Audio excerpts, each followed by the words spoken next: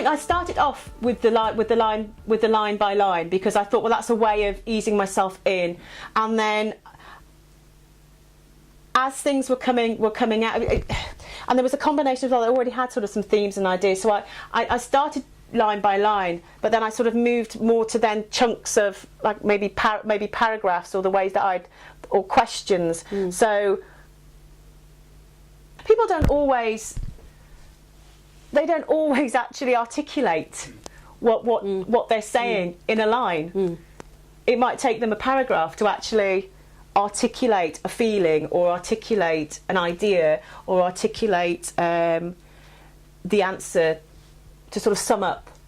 And they might start off sort of wavering, but the last line might actually be the thing that sums. So it was sort of trial. It was trial and error, really, because I was the thing about NVivo is I came at it because I wanted to feel I wanted to have a quick and more straightforward way of working with the data than paper, and I wanted to feel that I had everything in one place. And I also, what I liked about it was the retrieval, that you could go in and you could say, well, what's everyone said about this particular thing, or what has this particular person said about, and that would have taken me hours and hours and hours to do manually.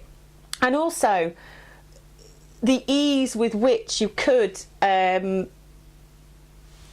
copy and highlight and link, and that was really useful, and it did get me engaging with my data in a different way. I feel that moving from the manual way of doing it, and it did inform other ways of thinking about the data as well, and other ways of working with it, which I might not have done as easily, or links that I might not have made as easily if I was working on paper.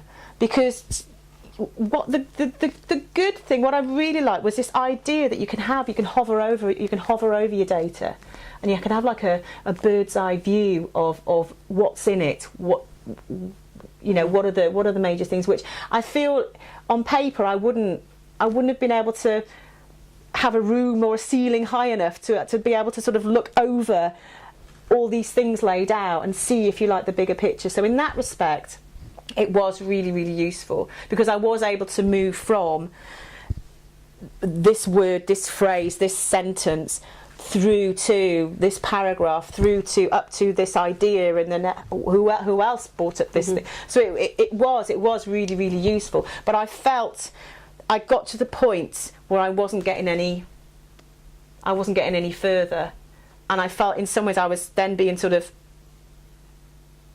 taken down avenues, or it's almost like a routine, because you're at a machine, you're at a computer. I just wanted to get away and just think. Those ideas came from the transcriptions, the initial coding framework that I went into NVivo with, if you like, the analytical frame, well, the coding frame that I went in, I had actually come from the transcripts.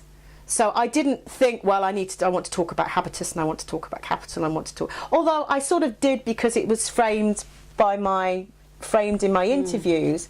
So I suppose, yes, I suppose because my whole theoretical sort of guidance was habitus, capital and field. Yes, I did have the pegs to hang the ideas on, but I understood that you can't go in necessarily with it does have to come from the text as well, which is probably why I did end up with lots and lots, because there were extra things that came out as I was working with it. I ended up with that.